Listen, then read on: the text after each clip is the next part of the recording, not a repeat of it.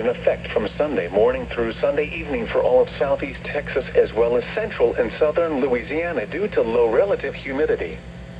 The National Weather Service in Lake Charles has issued a fire weather watch for all of southeast Texas, which is in effect from Sunday morning through Sunday evening.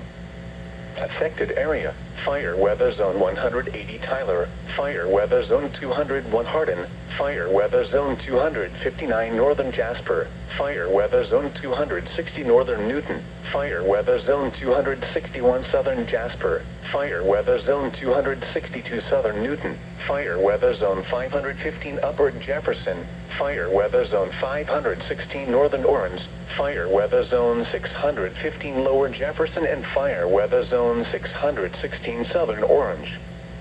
Timing: from Sunday morning through Sunday evening.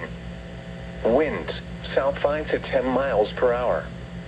Relative humidity, as low as 41%. Temperatures, up to 82. Impacts: any fire that develops will catch and spread quickly. Outdoor burning is not recommended. A fire weather watch means that critical fire weather conditions are forecast to occur. Listen for later forecasts and possible red flag warnings. Hazardous marine weather